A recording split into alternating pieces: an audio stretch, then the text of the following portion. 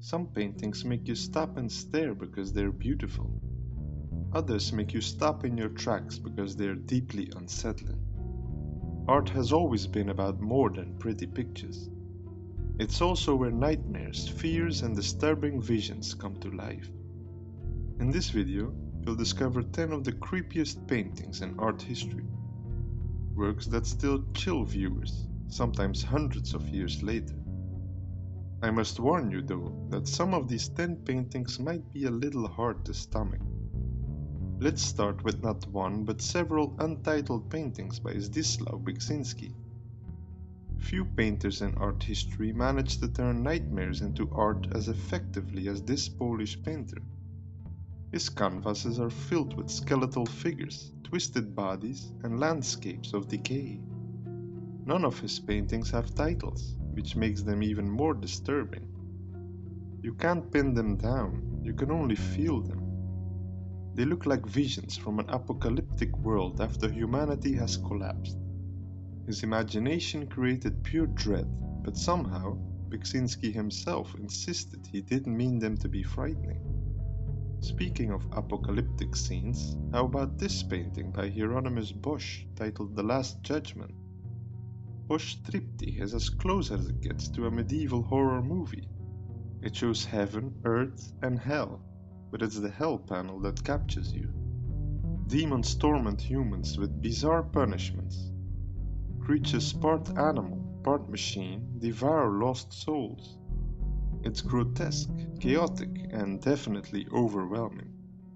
Bosch painted this over 500 years ago, and his vision of eternal torment has haunted viewers ever since. Let's continue with one of Theodore Géricault's creepiest paintings titled Severed Heads. When most artists painted still lifes or historical or mythological scenes, Géricault chose something far darker. He studied anatomy by painting decapitated heads. Two severed heads lie side by side, their skin pale and lifeless. He painted them with clinical precision, but also terrifying intimacy. These weren't just studies, they were once real people. And that knowledge makes the painting almost unbearable to look at. This peculiar painting is Ivan Albright's work titled The Picture of Dorian Gray. Albright was asked to paint it for the 1945 movie adaptation of Oscar Wilde's 1891 novel with the same title. When Hollywood needed a painting of corruption, Ivan Albright delivered horror. His picture of Dorian Gray looks less like a portrait and more like a corpse. The figure's skin sags, discolors, and rots before your eyes. And what strikes me the most is that every detail is painted with revolting precision. It's creepy not because it's fantastical, but because it looks like death itself is alive on the canvas. Even now, it feels like this grisly figure is staring right back at you. Edvard Munch's painting The Scream is arguably one of the most iconic paintings in art history, but there's a particular reason why it's so frightening.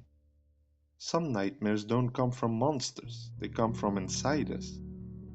That's exactly what Munch captured in The Scream.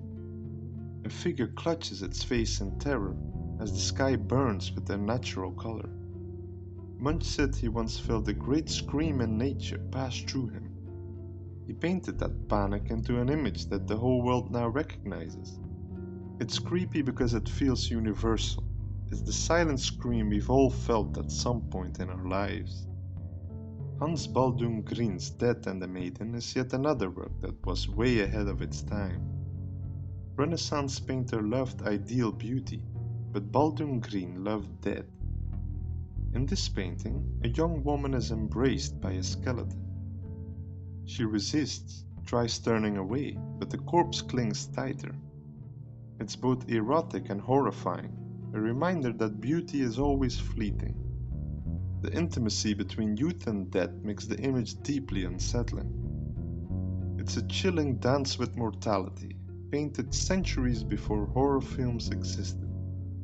In The Plague by Swiss symbolist painter Arnold Böcklin, a skeleton rides a monstrous bat over a city. Below, terrified people scatter as bodies pile up in the streets. The figure of death swoops down and appears to be unstoppable. Painted in the final years of the 19th century, it feels eerily relevant during times of war.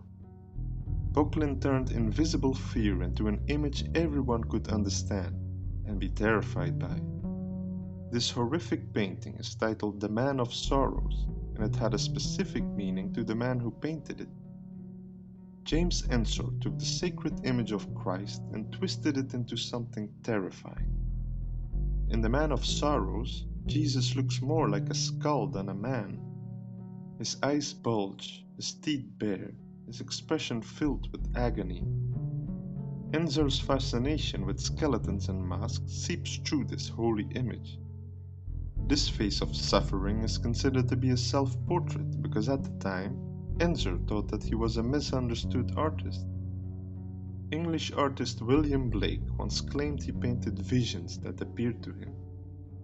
And in this case, his visions came straight out of a horror movie. The ghost of a flea shows a tiny, monstrous figure, part man, part vampire, part insect.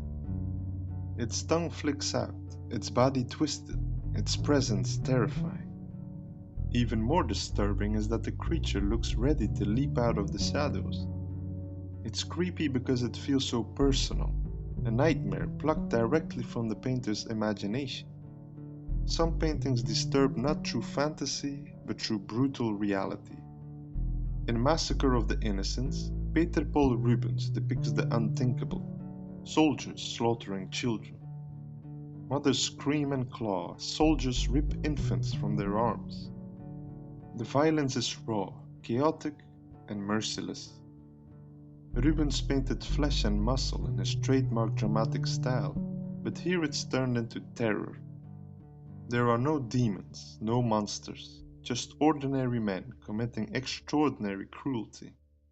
And in my opinion, that makes it one of the most terrifying paintings of all time. But that's not all. During his lifetime, Rubens' native Antwerp was plagued by religious wars. He simply had to paint the second version in 1638, just 2 years before his death. And don't be fooled by the seemingly softer color palette that defines his later style.